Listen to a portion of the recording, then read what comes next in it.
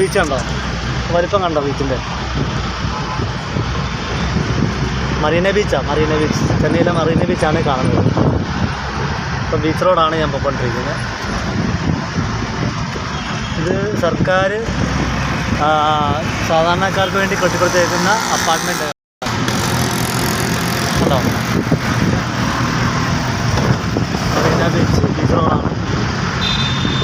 സാധാരണക്കാർക്ക് വേണ്ടി കെട്ടിക്കൊടുത്തേക്കുന്ന അപ്പാർട്ട്മെൻറ്റാണ്. ഇവിടുത്തെ മത്സ്യത്തൊഴിലാളികളും അങ്ങനെയുള്ള ആൾക്കാർക്കാണ്. അവർക്ക് വേണ്ടി സർക്കാർ ചെയ്ത് കൊടുത്തേക്കുന്ന അപ്പാർട്ട്മെൻറ്റാണ് ഈ നീളത്തിൽ കാണുന്നത്. സൈഡിൽ കാണുന്നതാണ് മറീന ബീച്ച്.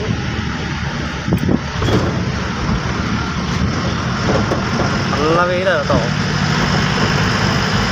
നല്ല വെയിൽ, നല്ല പൊരിഞ്ഞ വെയിൽ. നമ്മൾ കേരളക്കാരൊന്നും ഈ വെയിലത്തൊന്നും നടക്കത്തില്ല. പക്ഷെ ഇവർക്കിത് വിഷയമല്ല കേട്ടോ. ഇത് നടക്കുന്നുണ്ട്, അവർക്ക് ഒരു കുടയോ കാര്യങ്ങളോ ഒന്നും വേണ്ട. നമ്മുടെ കേരളത്തിലാണെങ്കിലോ 10 മണി കഴിഞ്ഞ് വെളിയിൽ ഇറങ്ങണമെങ്കിൽ കുട വേണം, അല്ലേ 4 വീലർ വേണം.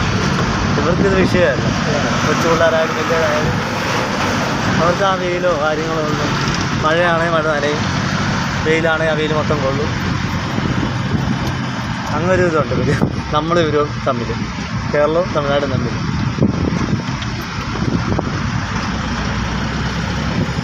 ഇത് മാർക്കറ്റാണ് കേട്ടോ. ഇതിനുള്ളിലാണ് ഇത് മാർക്കറ്റ് സ്ഥിതി ചെയ്യുന്നത്. ബീച്ചാണെങ്കിലും ഒരു ഇതൊക്കെ വൃത്തിയാക്കിയിട്ട് വെക്കുകയാണ്. അവിടുത്തെ കൂട്ടമല്ല, പേപ്പറുകളോ ചപ്പയോവറുകളോ ഒന്നുമില്ല. എല്ലാം നീറ്റ് ആൻഡ് ക്ലീൻ ആണ് കേട്ടോ. ബീച്ച് റോഡാണെങ്കിൽ പോലും നോക്ക്, നല്ല ക്ലിയർ ആക്കിയിട്ട് വെക്കുക. നല്ല എപ്പോഴും വൃത്തിയാക്കുക. രാത്രിയിലും പകലും എല്ലാം ക്ലീനിങ്ങിന് ആളുകൾ നടത്തിയിട്ടുണ്ട്. ഞാൻ മിക്കവാറും രാത്രിയിലാണ് വരുന്നത്, അപ്പോൾ ഞാൻ ഷൂട്ട് ചെയ്യാൻ പറ്റത്തില്ല. ഇപ്പോൾ പകൽ വന്നുകൊണ്ട് മാത്രമേ ഞാൻ ഷൂട്ട് ചെയ്തത് കാണിക്കുന്നത്. നമ്മൾ ആലപ്പുഴ ബീച്ചിൻ്റെ വഴി കൂടെ പോവുകയാണെങ്കിൽ മൊത്തം പേപ്പറും എൻ്റെ കടലാസും കാറ്റ് അത് ഇതൊക്കെയാണ്. ഇവിടെ വീഴുന്നില്ലെന്നല്ല, ഒരുമാതിരിയൊക്കെ കടലാസുകളും കാര്യങ്ങളും എല്ലാം വീഴുന്നുണ്ട്. പക്ഷേ ഈ രാത്രിയിലും പകലും ഒരേപോലെ ക്ലീനിങ്ങിന് ആളുള്ളതുകൊണ്ട് അവർ ക്ലീൻ ചെയ്ത് മാറും. അപ്പാർട്ട്മെൻറ്റ് വീണ്ടും നീളത്തിൽ കിടക്കുമോ? എനിക്കൊന്ന് ഒരു കിലോമീറ്ററോളം ഉണ്ടെന്ന് തോന്നുന്നു ഈ അപ്പാർട്ട്മെൻറ്റ് തന്നെ.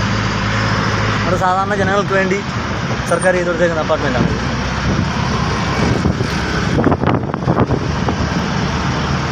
ഇതിവിടെ തെങ്ങോ അങ്ങനെയൊക്കെ നട്ടിട്ടുണ്ട്. ഇപ്പോൾ ഇത് നട്ടേക്കുന്നത് പുതിയ തെങ്ങാണെന്ന് എനിക്ക് തോന്നുന്നു കണ്ടിട്ട്. തെങ്ങോ പനയോ അതുപോലെ എന്തോ ഇതാണ്. ഇത് പുതിയ അപ്പാർട്ട്മെൻറ്റാണെന്ന് തോന്നുന്നു. ഇത് ഇനി സ്വകാര്യ വ്യക്തികളുടെ ആണോ അതോ സർക്കാർ വെച്ചിട്ടുള്ളതാണോ എനിക്കറിയത്തില്ല. ഒരേപോലത്തെ 2 ഇത് വന്നിട്ടുണ്ട് അല്ലോ.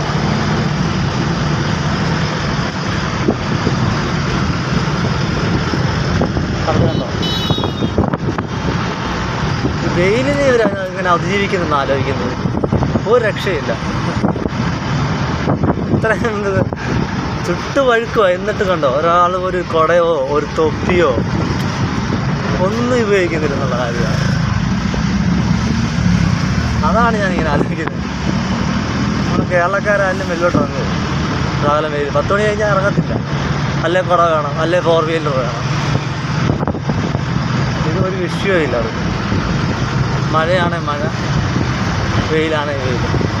അല്ലേ, അതുപോലെ ഹെൽമെറ്റ് യാദൃച്ഛമായിട്ട് ഉപയോഗിക്കത്തുള്ളൂ കേട്ടോ. ഹെൽമെറ്റ് അങ്ങനെ കണ്ടിന്യൂ ആയിട്ട് എല്ലാവരും ഉപയോഗിക്കുന്നത് ഞാൻ കണ്ടിട്ടില്ല. ഇത് പഴയ കെട്ടിടങ്ങളാണ്, അതെല്ലാം പൊളിഞ്ഞ് വീഴാതെ കിടക്കുന്നത്. താമസം ഉണ്ടോ ഇല്ലോ എനിക്കറിയില്ല. ഉണ്ടെന്ന് തോന്നുന്നു, താമസമുണ്ട് കേട്ടോ. ഏഷ്യയിലെ വലിപ്പത്തിൽ 2ാമത്തെ ബീച്ചും ഇന്ത്യയിലെ ഏറ്റവും വലിയ ബീച്ചെന്ന് പറയുന്നത്. 12-13 കിലോമീറ്റർ കണ്ട അതിൻ്റെ മൊത്തം നീളമെന്നാണ് പറയുന്നത്. നമ്മൾ എൻട്രൻസ് കണ്ടില്ല, അവിടെ മുതൽ ഇവിടെ വരെ എൻട്രൻസ്. ഞാൻ വീടിക്കത്തേക്കാണ്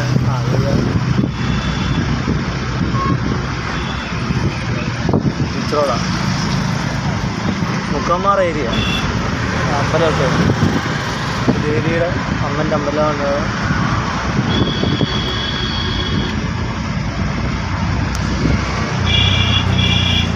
ഫ്രണ്ടിലൊരു വണ്ടി പോകുന്നുണ്ട്, അത് ഒതുക്കിയാണ് പോയിക്കൊണ്ടിരിക്കുന്നത്.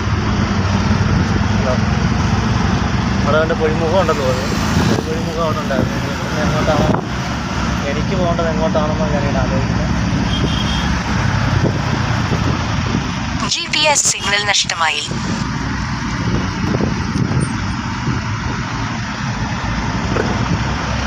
ശരി, ഓക്കെ.